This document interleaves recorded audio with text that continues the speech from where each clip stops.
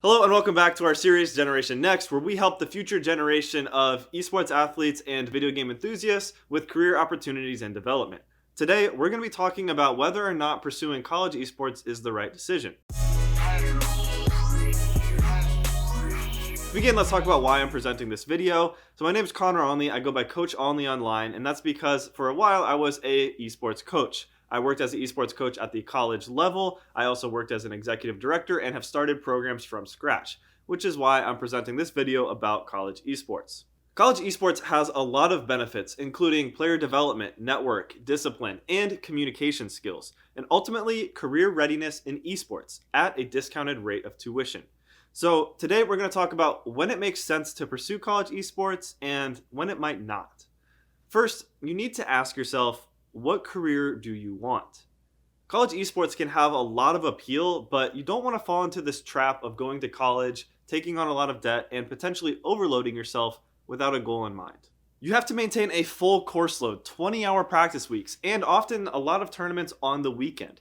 It's a lot of work, and if you're unsure of what you're trying to achieve, it might be too much. So my first recommendation is, if you're unaware of what career path you are trying to go down, look into a community college or a junior college. The National Junior College Athletic Association actually has an esports division where we have almost 100 schools competing against each other, and junior colleges are open to entering the same national tournaments as universities, so you're not really losing much there.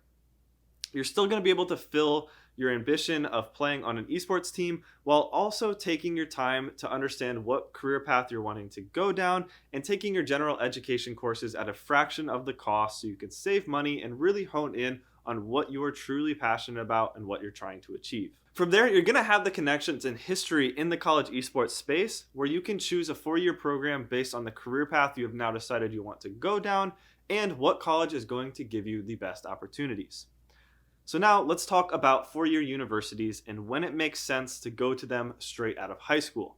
First is the esports program. If esports is truly something you want to pursue as a career, a 4-year institution with a proper, well-developed esports program can and will go a long way in your development and career readiness. If you pair that with a marketing degree, business degree, production degree, some sort of educational path that lines up with the jobs you're going to be searching for after you graduate, it just makes sense.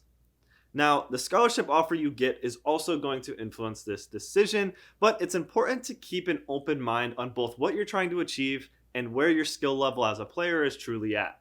Full ride scholarships are extremely limited and reserved for players who are pretty much ready to go pro. More realistically, you can expect somewhere around 50% off of tuition for a private school and maybe 10 to 30% off of a public school. Some esports programs don't have scholarships or aren't even allowed to. And that's okay too, because what is most important is not the actual dollar amount of the scholarship you are receiving, but rather how much you're going to have to borrow to go to that school.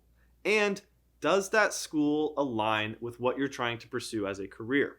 Just because a school is cheaper doesn't necessarily mean it's the best choice for you if you don't think it'll be able to prepare you for the job that you want, as well as another school which might cost a little bit more because it has a better program that may actually lead to better opportunities for you. In that situation, the more expensive university might be the better choice for you in the long run, as long as you can make it work financially. The other thing you need to understand about college esports is it's not a joyride to play video games for 4 years. You can and should take the first year or two to just settle in, learn as much as you can, absorb, and get used to being on your own for the first time. But after that, you do really need to start focusing on career readiness and specializing.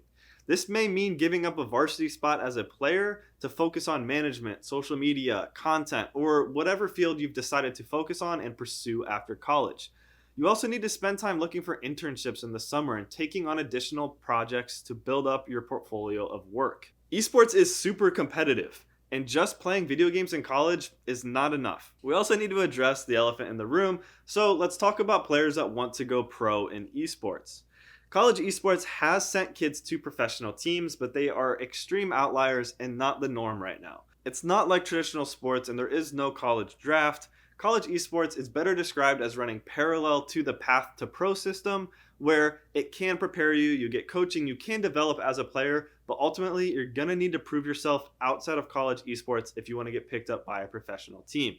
You also need to be on a nationally recognized roster and team for it to realistically boost your opportunity of going pro. Therefore, going pro shouldn't be the main reason you join a college esports program. Instead, it should be the opportunity, networking, and lower cost that should be your reason for pursuing this. This does not mean I'm telling you to give up your dream of going pro, nor does it mean you shouldn't give that program your all to be the best player possible, to chase national championships, and try to get discovered.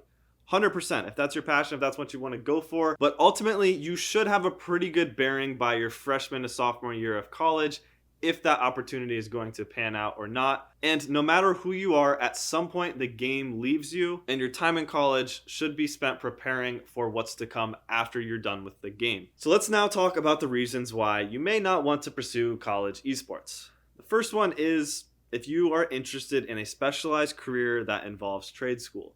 Don't give up on that for college esports. If you want to be a plumber, electrician, welder, one of these really high demand jobs that involve a trade school, pursue it, go for it, live your dream, because college esports may give you joy for 4 years, but a career that you love is going to give you joy for the rest of your life. The only other reason I can think of for why you would not want to pursue a college esports program if competing in esports is something that interests you is if it isn't a cheaper option and you're trying to pursue a career outside of esports.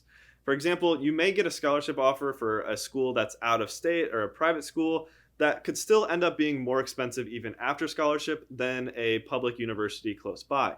And while you may be sacrificing some amount of joy if you're not competing on that esports team and you know that would make you happy, chances are that local college is still going to have an esports club or video game club that you can find friends and compete in. But it's also going to free up your time in college to focus on the career that you are pursuing outside of esports and give you time to land internships and opportunities to make sure that you're going to have a meaningful career in whatever field you choose to go in. Apart from that, I can't really think of a reason why you wouldn't want to pursue a scholarship to go to college for esports. You get to meet amazing people, you get to compete, have fun, and ultimately it's going to be experiences that you remember for the rest of your life. So that's going to be it for this video. I hope you've learned a little something, and I hope that you go on to have a meaningful career in whatever you choose to do. But if it is esports or video games, consider college esports. There's scholarships available. If you're wondering how to find college esports programs, I'm going to leave on the top of this description a link to a website that's a really good resource for finding schools with college esports programs, but ultimately you're going to have to do some searching and digging around. But this resource is a really good place to start, so click the link to get started. Good luck to you, and I will see you in the next video.